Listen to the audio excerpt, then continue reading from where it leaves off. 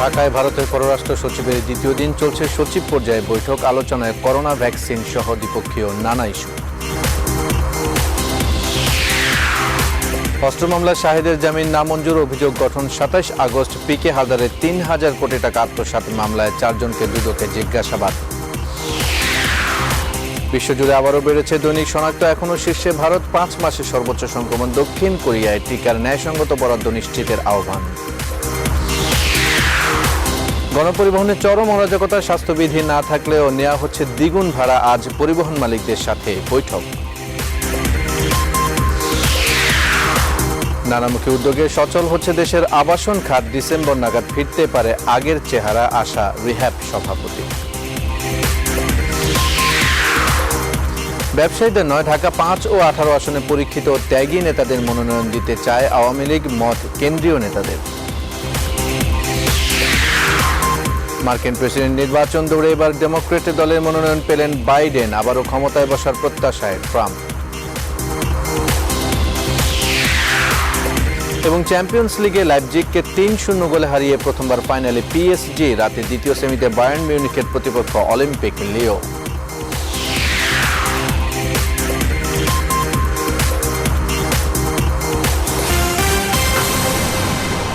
স্বাগত দিনের সংবাদের সাথে আছে আমি আফসারউদ্দিন। দেখছিলেন সংবাদ শিরোনাম, এবার বিস্তারিত। একদিনের ঝটিকা সফরে ঢাকায় অবস্থান করছেন ভারতের পররাষ্ট্র সচিব হর্ষবর্ধন শ্রিংলা। গতকাল প্রধানমন্ত্রী শেখ হাসিনার সাথে বৈঠকের পর এখন সচিব পর্যায়ে বৈঠকে যোগ দিয়েছেন তিনি। এই মুহূর্তে রাজধানীর হোটেল সোনারগাঁয়ে আছেন সহকর্মী লাকমিনা জাসমিন সোমা। সরাসরি যুক্ত হব তার সাথে, বিস্তারিত তিনি জানাবেন। সোমা, বৈঠকের কোন কোন বিষয় নিয়ে আলোচনা হচ্ছে, কি তথ্য আছে আপনার কাছে আমাদের জানাবেন।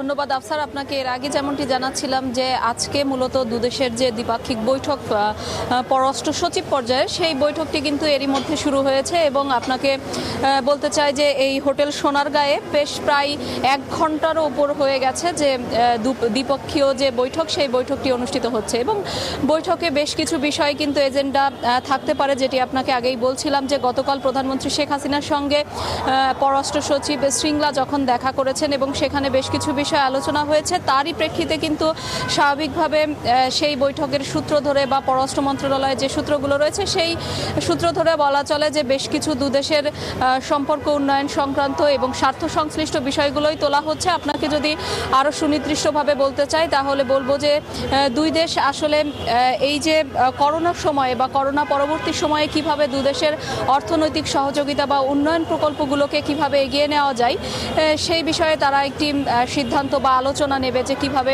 দুদেশের মধ্যে যোগাযোগটি আসলে বজায় রাখা যায়।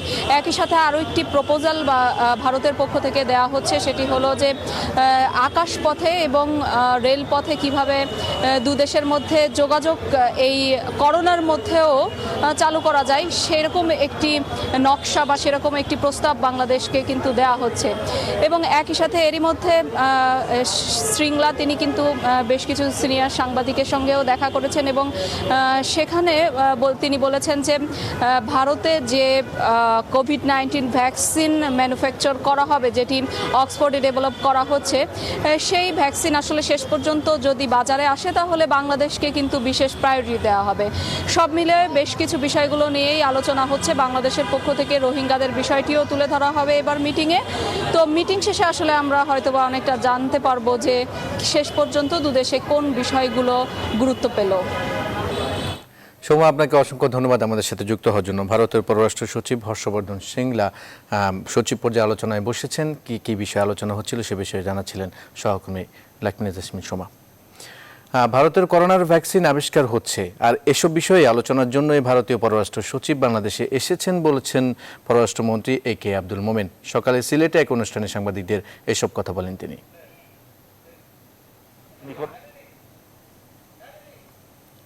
সম্পর্ক তারা তাদের দেশে কোভিডের ভ্যাকসিনও তৈরি হওয়ার সম্ভাবনা, সেটা আমরা কিভাবে পাবো এগুলো তারা আমাদের সাথে আছে, একসাথে কাজ করতেছে। সমস্যা আমরা সমাধান করব। বাংলাদেশ ও ভারতের মধ্যে বাণিজ্যিক সম্পর্ক আরও বাড়ানোর উপর গুরুত্ব আরোপ করেছেন ঢাকা সফররত ভারতের পররাষ্ট্র সচিব হর্ষবর্ধন শ্রিংলা। আজ বুধবার সকালে বাংলাদেশের অন্যতম বৃহৎ শিল্প গ্রুপ বসুন্ধরা চেয়ারম্যান আহমেদ আকবর সুবহানের সঙ্গে সাক্ষাৎ ও মত বিনিময়ের সময় তিনি দুই দেশের মধ্যে বন্ধুত্বপূর্ণ সম্পর্ক দৃঢ় করতে অধিক হারে ব্যবসা বাণিজ্য সম্প্রসারণের পক্ষে মত প্রকাশ করেন। এ সময় বসুন্ধরা গ্রুপের ভাইস চেয়ারম্যান সাফিয়াত সুবহান, সাফওয়ান সুবহান ও বাংলাদেশ প্রতিদিন সম্পাদক ও নিউজ 24 টেলিভিশনের সিইও নঈম নিজাম উপস্থিত ছিলেন। হর্ষবর্ধন শ্রিংলা বলেন, বাংলাদেশের উন্নয়নে ভারত পরীক্ষিত বন্ধু। এই সম্পর্কে আগামীতে আরও বাড়বে উভয় দেশের ব্যবসায়ীদের মাঝে বাণিজ্যিক সম্পর্ক বৃদ্ধির মধ্য দিয়ে।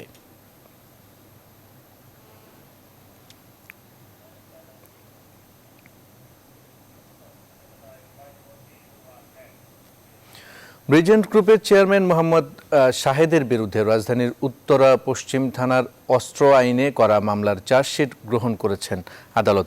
আজ দুপুরে ঢাকা মহানগর দায়রা জজ কে এম ইমরুল কায়েস মামলার চার্জশিট গ্রহণ করেন। একই সঙ্গে মামলার চার্জ গঠনের জন্য 27 আগস্ট দিন ধার্য করেন। গত 30 জুলাই ঢাকা মহানগর হাকিম আদালতে মামলার তদন্তকারী কর্মকর্তা ডিবি পুলিশের পরিদর্শক সাইরুল আসামি শাহেদের বিরুদ্ধে চার্জশিট দাখিল করেন। গত বৃহস্পতিবার ঢাকার মুখ্য মহানগর হাকিম জুলফিকার হায়াত মামলার চার্জশিটে স্বাক্ষর করেন। এরপর মামলার নথি বিচারের জন্য মহানগর দায়রা জজ আদালতে বদলি করেন। এর আগে অর্থ আত্মসাতের মামলায় দুদক কার্যালয়ে তৃতীয় দিনের মতো ব্রিজেন্টের চেয়ারম্যান শাহেদের জিজ্ঞাসাবাদ হয়।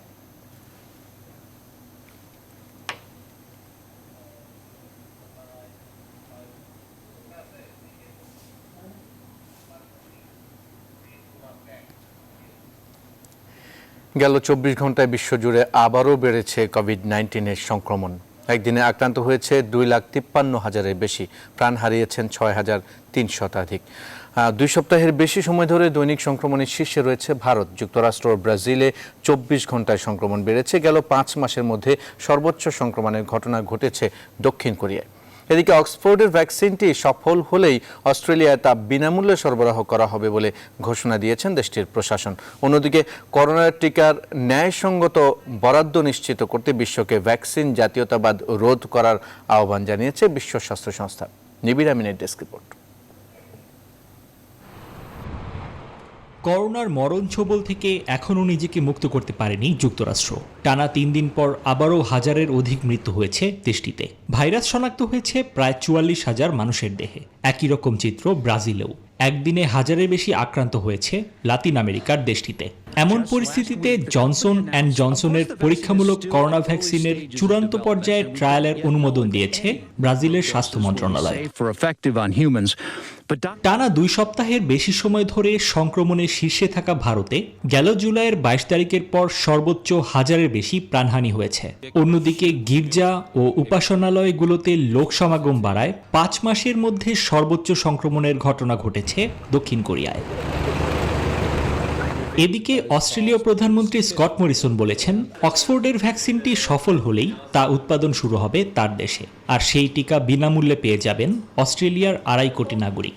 চলতি বছরের শেষ দিকেই চীনের তৈরি ভ্যাকসিনটি বাজারে পাওয়া যাবে বলে জানিয়েছেন সিনোফার্ম কোম্পানির চেয়ারম্যান লিউ জিংজেন। ভ্যাকসিনটির 2 ডোজের দাম 1000 ইয়েনের বেশি হবে না বলে নিশ্চিত করেছে কোম্পানিটি। অন্যদিকে সঠিক ও ন্যায্যভাবে টিকা সরবরাহ নিশ্চিত করতে মঙ্গলবার বিশ্বকে ভ্যাকসিন জাতীয়তাবাদ রোধের আহ্বান জানিয়েছে বিশ্ব স্বাস্থ্য সংস্থা। অধিক সংক্রমিত এবং দরিদ্র দেশগুলোকে অগ্রাধিকার দেওয়ার প্রস্তাব দিয়েছে WHO। নিবিড় আমিন, নিউজ 24। প্রশান্ত কুমার পিকে হালদারের বিরুদ্ধে প্রায় 3,500 কোটি টাকা আত্মসাতের অভিযোগ অনুসন্ধানে হাল ইন্টারন্যাশনাল লিমিটেডের পরিচালক কাজী মমরেজ মাহমুদ ও স্বপন কুমার মিস্ত্রিকে জিজ্ঞাসাবাদ করছে দুর্নীতি দমন কমিশন দুদক। গতকাল মঙ্গলবার সকাল থেকে বেলা 3টা পর্যন্ত দুদকের উপপরিচালক গুলশান আনোয়ারের নেতৃত্বাধীন একটি অনুসন্ধানী দল তাদের জিজ্ঞাসাবাদ করে। একই অভিযোগে আরও 7 জনকে জিজ্ঞাসাবাদের জন্য তলব করেছে কমিশন। তারা হলেন হাল ইন্টারন্যাশনালের এমডি সুস্মিতা সাহা, পরিচালক প্রীতিশ কুমার হালদার ও অমিতাভ অধিকারী, আনন্দ কেমিক্যালের পরিচালক উজ্জ্বল কুমার নন্দী ও অনিতা কর। আজ বুধবার আরবি এন্টারপ্রাইজের প্রোপাইটর রতন কুমার বিশ্বাস ও ব্রেপ্রাইলস ফার্মের চেয়ারম্যান শিমু রায় দুদকে হাজির হওয়ার কথা রয়েছে। একই অভিযোগের বিষয়ে জিজ্ঞাসাবাদের জন্য 23 আগস্ট তলব করা হয়েছে international leasing and financial services লিমিটেডের সাবেক চেয়ারম্যান এম এ হাশেম, পরিচালক নাসিম আনোয়ার, বাসুদেব ব্যানার্জি ও মোহাম্মদ আবুল হাশেমকে।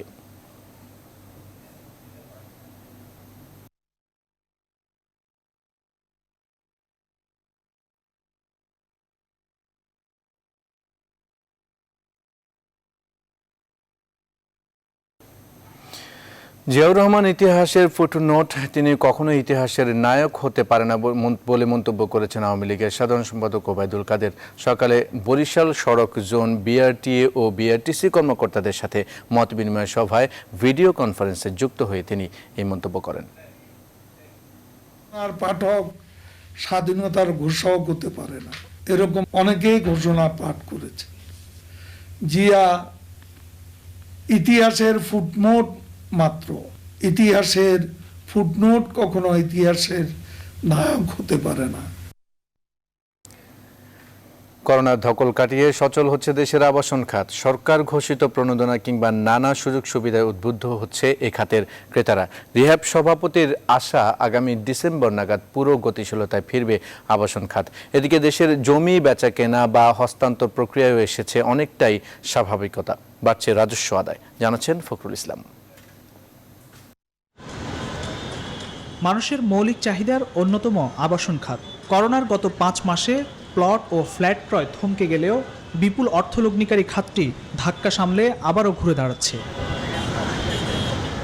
খাত সংশ্লিষ্টরা বলছেন, সরকার ঘোষিত প্রণোদনা, রেজিস্ট্রেশন ফি কমানো ও কালো টাকা বিনিয়োগের সুযোগ এই খাতটিকে আবারও চাঙ্গা করতে শুরু করেছে। তবে করোনার কিছুটা প্রভাব রয়েছে শ্রমিক সংকট সহ বেশ কয়েকটি উপখাতে।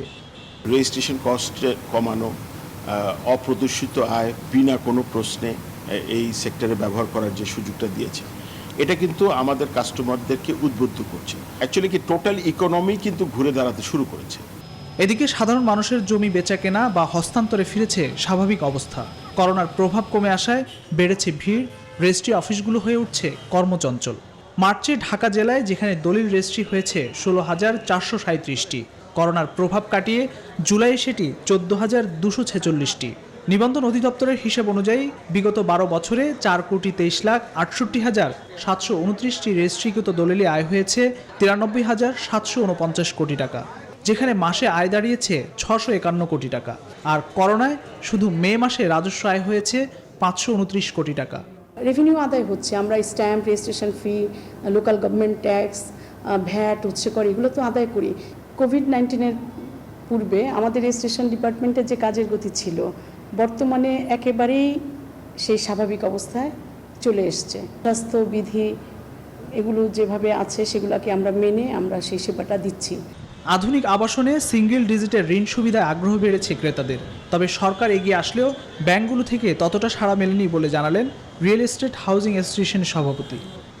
ইকোনমিতে যখন ক্রাইসিস সৃষ্টি হয় তখন কিন্তু সবচেয়ে প্রথম এফেক্ট করে হতেছে হলো আবাসন। এই মুহূর্তে হয়তো এটার একটা প্রতিফলন আসবে না, তবে আমার যেটা বিশ্বাস যে ডিসেম্বর নাগাদ আমরা কিন্তু একটা ভালো দিক দেখতে পাবো।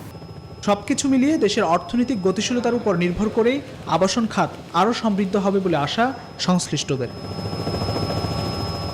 ফখরুল ইসলাম, নিউজ 24, ঢাকা। দেশের অর্থনৈতিক অঞ্চলগুলোর অগ্রগতি, বাস্তবায়ন, বিনিয়োগ, কর্মসংস্থান, অবকাঠামো উন্নয়ন সহ সার্বিক অগ্রগতি পর্যালোচনা করতে আগামীকাল প্রধানমন্ত্রীর কার্যালয়ের সাথে বৈঠকে বসছে বেসরকারি অর্থনৈতিক অঞ্চল কর্তৃপক্ষ বেজা। সংস্থাটি বলছে, আসছে বছরের শুরু থেকে দেশব্যাপী শিল্প ও বিনিয়োগের এক অপার সম্ভাবনা তৈরি করবে অর্থনৈতিক অঞ্চলগুলো। ব্যবসায়ীদের দাবি, এক্ষেত্রে সবার আগে দূর করতে হবে বিনিয়োগের বাধা, যা মোকাবেলায় বড় ভূমিকা রাখতে পারে এই পর্যালোচনা বৈঠক। বিস্তারিত জানাচ্ছেন বাবু কামরুজ্জামান।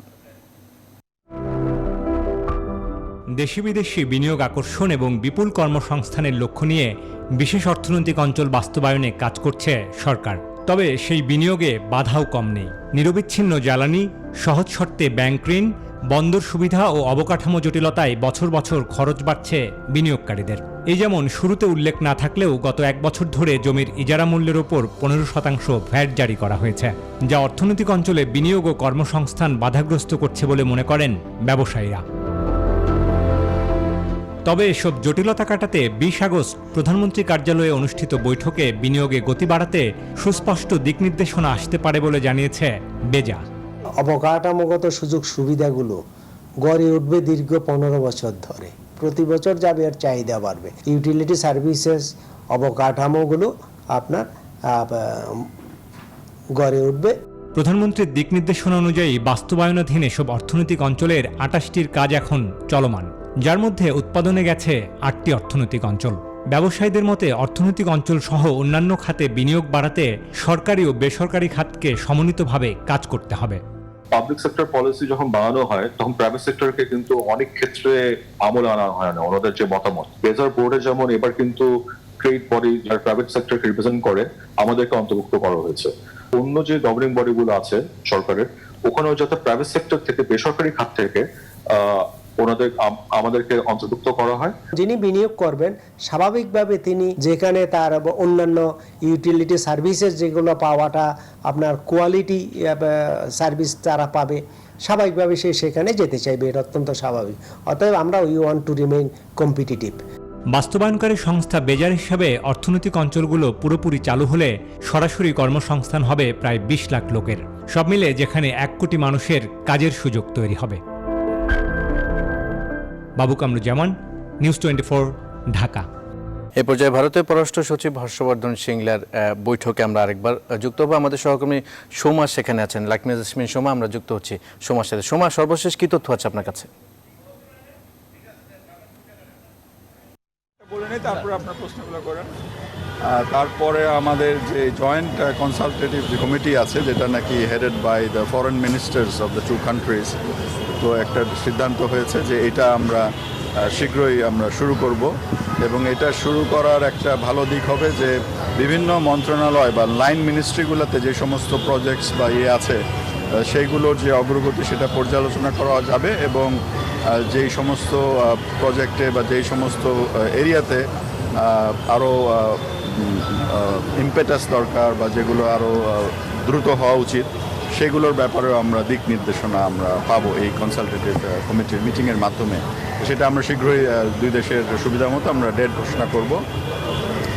আর একটা গুরুত্বপূর্ণ আছে যে আমাদের এই বর্তমান বছরে যেটা চলছে আমাদের মুজিব শতবর্ষ উদযাপন, সেটা কোভিডের কারণে কিছুটা আমরা হয়তো চেঞ্জ করতে হয়েছে আমাদের অনেকগুলো যে ফিজিক্যাল ইভেন্টস, তো সেইগুলো এখন কিভাবে বাকি যে সময়টুকু আছে সেই সময়টুকুতে সেগুলোকে এগিয়ে নেওয়া যায় সেই ব্যাপারে আমরা বিস্তারিত আলোচনা করেছি। এবং জাতিসংঘ সদর দপ্তর সহ বিভিন্ন ক্যাপিটালে আমরা জয়েন্টলি ওরাও সহযোগিতা করবে আমাদেরকে এই মুজিব বর্ষের বাকি অনুষ্ঠানগুলো করাতে। এবং সামনে বছর থেকে আপনারা জানেন শুরু হবে আমাদের স্বাধীনতার সুবর্ণ জয়ন্তী, এবং সেই সুবর্ণ জয়ন্তীতে ভারত বাংলাদেশের যে কূটনৈতিক সম্পর্ক সেটারও 50 বছর পূর্তি উপলক্ষে আমরা সেপারেট অনুষ্ঠান আমরা প্রোগ্রাম আমরা চক আউট করছি, সেই ব্যাপারেও আমরা আলোচনা করেছি। আর এছাড়া আমাদের যে সমস্ত ইরিটেন্টস আছে আমাদের সম্পর্কে, যেমন আমরা জানি যে আমাদের বর্ডার কিলিংস একটা সমস্যা, তো সেই ব্যাপারেও আমি তার দৃষ্টি আকর্ষণ করেছি। এবং আগামী মাসে আমরা চেষ্টা করব যে বিজিবি এবং বিএসএফের ডিজি লেভেলের মিটিং, এবং সেই মিটিংয়ের আগে উনি প্রয়োজনীয় নির্দেশনা দিবেন, নতুন বিএসএফের ডিজি আছেন তাকে, এবং যাতে করে এই অনাকাঙ্ক্ষিত এই যে মৃত্যু এটা যেন আমরা অ্যাভয়েড করতে পারি অলটুগেদার। এই বছরের প্রথম 6 মাস বা 7 মাসে নাম্বার একটু বেড়ে গেছে অতীতের বিভিন্ন সময় থেকে, তো এইটার ব্যাপারে আমাদের উদ্বেগ আমরা প্রকাশ করেছি। আর তাছাড়া ভারতের 2-1 জায়গাতে আমাদের কিছু বাংলাদেশি আটকিয়ে আছে, যেমন ধুবড়ি অঞ্চলে আমরা জানি 26 জন ফিশারম্যান তারা ওখানে আটকিয়ে আছে, তো সেই ব্যাপারে উনি বলেছেন যে উনি সহযোগিতা করবেন তাদেরকে দ্রুত বাংলাদেশে ফিরে আসার ব্যাপারে। আর আপনারা আরও জানেন যে তবলিগ জামাতে যারা গিয়েছিল সেখানে আপনার বেশ কিছু সংখ্যক বাংলাদেশি এবং অন্যান্য আরও অনেক দেশের লোকও ছিল, তো তাদেরকে একটা আইনি প্রক্রিয়ার মাধ্যমে তারা আস্তে আস্তে তারা ছাড়ছে। অলরেডি কিছু বাংলাদেশি ফিরেও এসছে 100-র কাছাকাছি, তা আরও এরকম শতাধিক আছে, তো তাদের ব্যাপারেও যতটুকু এক্সপেডাইট করা যায় অতি শীঘ্র সেই সমস্যারও আমরা সমাধান করে ফেলব। আর এছাড়া লাস্টে যেটা আমরা আলোচনা করেছি যে ভারত, আপনারা জানেন যে জাতিসংঘের যে নিরাপত্তা পরিষদের অস্থায়ী সদস্য পদ পেয়েছে এই বছর, আমরা তাদেরকে সমর্থন করেছি এবং আগামী বছর জানুয়ারির 1 তারিখ থেকে তারা নিরাপত্তা পরিষদে বসবে এবং নিরাপত্তা পরিষদে যেরকম বিশ্বের অনেক গুরুত্বপূর্ণ বিষয় আলোচিত হয়, তবে আমাদের একটা কনসার্ন আছে, সেটা হচ্ছে রোহিঙ্গা ইস্যু।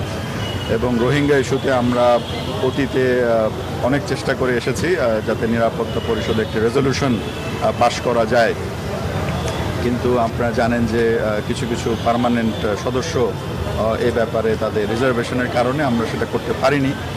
তো আমরা ভারতের কাছে সাহায্য সহযোগিতা চেয়েছি, যে এক তো হলো যারা বাইল্যাটারালি তারা তাদের সাথে মিয়ানমারের ভালো সম্পর্ক রয়েছে এবং তারা ইনফ্রাস্ট্রাকচার সহ বেশ কিছু জিনিস তারা তৈরি করে দিচ্ছে রাখাইন রাজ্যে এই রোহিঙ্গাদের প্রত্যাবর্ষণের পরে তারা যেখানে থাকবে, তো সেই ব্যাপারেও যেন তারা সহযোগিতার হাত বাড়িয়ে রাখে এবং মিয়ানমারকে পারসুয়েট করে এই দ্রুত প্রত্যাবর্ষণের ক্ষেত্রে। অ্যাট দ্য সেম টাইম নিরাপত্তা পরিষদের যে সমস্ত আলোচনা হবে আগামীতে রোহিঙ্গা ইস্যুতে, সেই ব্যাপারেও তাদের সহযোগিতা আমরা কামনা করেছি। তারা আমাদের অঞ্চলকে ভালো জানে এবং দুই দেশের সাথে যেহেতু সম্পর্ক আছে এবং বিশেষ করে বাংলাদেশের সাথে তাদের যে বর্তমান যে গভীর সম্পর্ক রয়েছে সেটার আলোকে তারা আমাদেরকে সাহায্য করবে বলে প্রতিশ্রুতি দিয়েছে। বিভিন্ন পত্রপত্রিকায় নিউজ এসছে যে বাংলাদেশ ভারতের সম্পর্কে টানপোড়েন চলছে, এই নিয়ে কোনো আলোচনা হয়েছে কিনা? বলা হচ্ছে দিল্লি একটি বিশেষ বার্তা নিয়ে তিনি এসেছেন, সে বার্তাটা কি স্যার? দিল্লির কোনো বার্তা নিয়ে এসেছেন কিনা, আর টানপোড়েন আছে কিনা সম্পর্কের ক্ষেত্রে? পত্রিকা কিন্তু এসছে স্যার, তিস্তা ব্যারেজে চীনা অর্থায়নের কারণে ভারত নাখোশ, তারা কূটনৈতিক আমার সাথে এরকম আলোচনা। বিশেষ বার্তাটা কি স্যার? সম্পর্ক টানাপোড়েন আলোচনা হচ্ছে কি যে কোভিডের সময় যেহেতু বিভিন্ন দেশের সাথে সম্পর্ক স্বাভাবিক নাই কোনো দেশেরই, তো সেইটার একটা ব্রেক থ্রু হিসাবে আমরা দেখছি এই ভিজিটটাকে, যে উনি স্বয়ং মোদিজি এবং ফরেন মিনিস্টার জয়শঙ্করের সাথে আলাপ আলোচনার মাধ্যমেই এখানে এসেছেন এবং এটাই ওনারও প্রথম সফর এই কোভিডের সময়, এবং উনি আমাকেও আমন্ত্রণ জানিয়েছেন যে দিল্লিতে যাওয়ার জন্যে, যে জয়েন্ট কনসালটেটিভ কমিটির মিটিং হবে তার আগেই হয়তো আমি একবার যাবো। তো এখন এই দুই দেশের মধ্যে এই ধরনের মিটিংস নর্মাল সময় অনেক হয়তো সে আরও আসতো, হয়তো আমিও অনেকবার যেতাম, কিন্তু এই কোভিডের কারণে আসলে এগুলো সম্ভব হয়নি। তো সেটার একটা ব্রেক থ্রু আমরা বলতে পারি যে বাংলাদেশের সাথে ভারতের সম্পর্ককে ওনারা এতটাই গুরুত্ব দেন যে ওনারা বাংলাদেশকেই প্রথম চুজ করেছেন এই বার্তাটি নিয়ে, যে তারা দুই দেশের সম্পর্ককে আরও বেগবান করতে চান। আর এই দুই দেশের যে সমস্ত নিউজ পোর্টাল বা অন্যান্য যে সমস্ত সংবাদ মাধ্যম বা সোশ্যাল মিডিয়াতে যে সমস্ত খবর ইদানিংকালে আমরা দেখতে পেয়েছি, সে ব্যাপারে আমরা পরস্পরের দৃষ্টি আকর্ষণ করেছি এবং আমরা একমত হয়েছি যে আমরা আমাদের যে মেইন স্ট্রিম যে সংবাদ মাধ্যমগুলো আছে সেখানে আমাদের যে সম্পর্কের যে বর্তমান অবস্থা বা আমাদের যে এই যে সম্পর্কের যে একটা উন্নততর একটা অবস্থার মধ্যেই আমরা আছি, সেটাকে আমরা আপনাদের সাথে আরও আলোচনার মাধ্যমে এই মেসেজটা যেন আমরা দিতে পারি। কারণ কোভিডের সময় যেটা সমস্যা হয়েছে যে আপনাদের সাথে ফিজিক্যালিও আমরা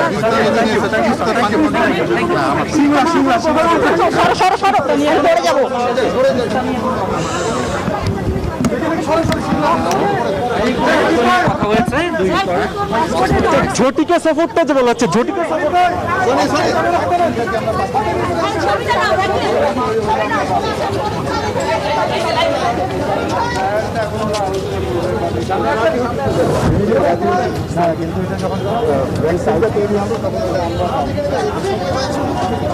ঝটিকা সফরটার কারণটা কি? জিজ্ঞেস করেন ঝটিকা এই জায়গাটা থাকতে হবে তো।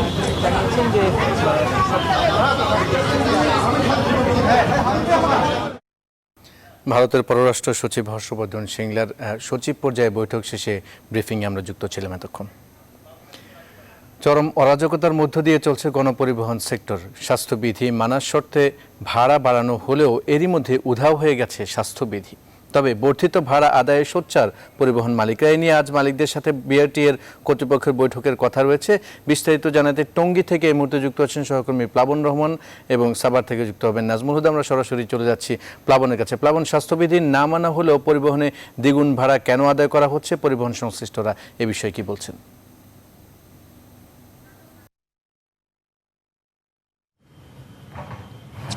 আফসার, এটি আসলে মানে চিরাচরিতভাবে হয়ে আসছে ঢাকা শহরে বিভিন্ন সময়, এবং এই অভিযোগ কিন্তু নতুন নয়। বরাবরই আসলে যে যার মতো করে ভাড়া আদায় করে, এবং এটা একটা সুযোগ হিসেবেই গ্রহণ করেছে পরিবহন মালিকরা। যেহেতু আপনার একটা কোভিড-19-এর একটা বড় সুযোগ ছিল, সেই সুযোগটা আসলে কাজে লাগানো হয়েছে, সেমনটি আসলে যাত্রীরা মনে করেন। বিশেষ করে আমি বলতে চাই যে সেই জায়গায় যাত্রীদের কাছ থেকে 60% ভাড়া বাড়ানো হয়েছে, এবং সেই ভাড়া বাড়ানোর জায়গাটাই বলা হয়েছিল যে অর্ধেক যাত্রী পরিবহন করা হবে। কিন্তু বেশিরভাগ যে সময় দেখা যায় যখন আসলে সকালে পিক টাইম থাকে এবং বিকালে যখন পিক টাইম থাকে, তখন আসলে অতিরিক্ত। জি, আমরা ফিরছি একটু স্টুডিওতে, পরবর্তীতে নিশ্চয়ই সুযোগ হলে আবার বিস্তারিত জানানোর চেষ্টা করব। আপনাকে ধন্যবাদ আমাদের সাথে যুক্ত হওয়ার জন্য। আমরা আরেকবার সোনারগাঁ হোটেলে যুক্ত হব, সেখানে ভারতের পররাষ্ট্র সচিব হর্ষবর্ধন শ্রিংলা এই মুহূর্তে কথা বলবেন। আমরা সরাসরি যুক্ত হচ্ছি সেখানে।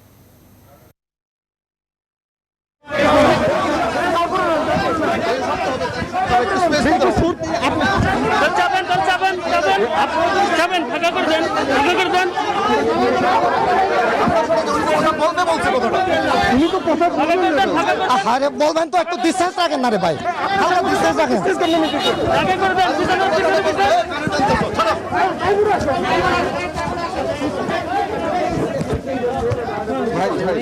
আপনি একটু জায়গা দেন আমাদেরকে।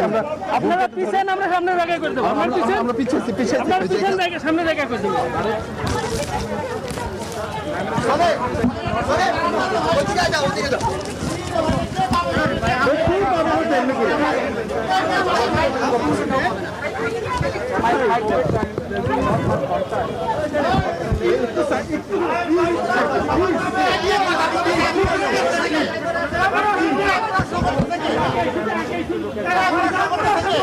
আপনি একটু সাইড দেন না ভাই, প্লিজ।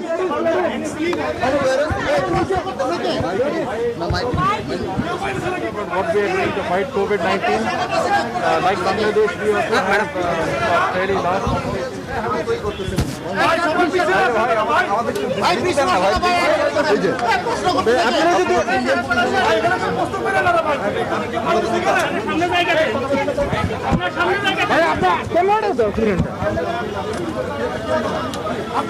সামনে জায়গা দেন।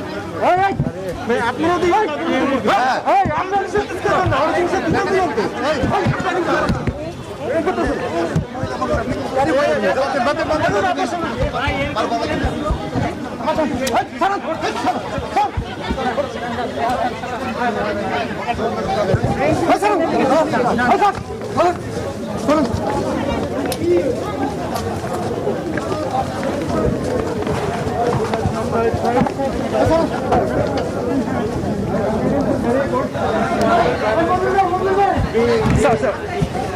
Briefed on the effort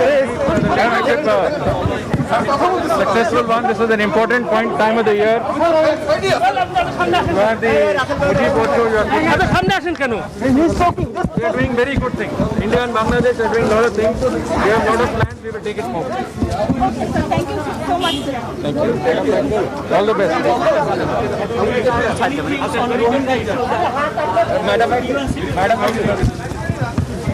Well, India is a neighbor to both Bangladesh and Myanmar. We believe that it is important that that we continue to take a position that facilitates the return, safe and dignified return of the Rohingya refugees. We will continue to work on it, both with the Security Council and bilaterally with our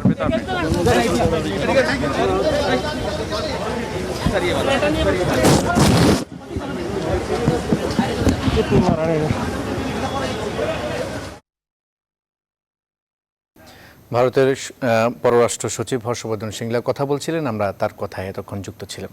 সংবাদে নিচ্ছে একটি বিরতি, সঙ্গে থাকুন। আরেকবার স্বাগত সংবাদে। ব্যবসায়ীদের নয়, দলের দীর্ঘদিনের পরীক্ষিত, ত্যাগী ও দুঃসময়ে যারা কাজ করেছেন তারাই পাবেন ঢাকা 5 ও ঢাকা 18 আসনের আওয়ামী লীগের দলীয় মনোনয়ন। অনুপ্রবেশকারীদের মনোনয়ন দেওয়া হবে না, এমনকি তাদের প্রশ্রয়দাতাদের বিরুদ্ধেও ব্যবস্থা নেওয়া হবে, এমনটা বলছেন আওয়ামী লীগের কেন্দ্রীয় নেতারা।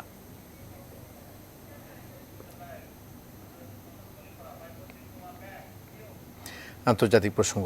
মার্কিন প্রেসিডেন্ট প্রার্থী হিসেবে ডেমোক্রেটিক দলের আনুষ্ঠানিক মনোনয়ন পেলেন জো বাইডেন। মঙ্গলবার দলটির সম্মেলনে প্রেসিডেন্ট ট্রাম্পের প্রতিদ্বন্দ্বী হিসেবে তার নাম ঘোষণা করা হয়। এই ঘটনায় 77 বছর বয়সী বাইডেনকে অভিনন্দন জানান ডেমোক্রেট নেতা ও সমর্থকরা। এদিকে যুক্তরাষ্ট্রের প্রেসিডেন্ট হিসেবে নিজেকে যোগ্য দাবি করে ফের মার্কিনিরা তাকে নির্বাচিত করবে বলে মনে করেন ট্রাম্প। সংবাদে এখন এই পর্যন্তই। দেখছেন নিউজ 24। ধন্যবাদ।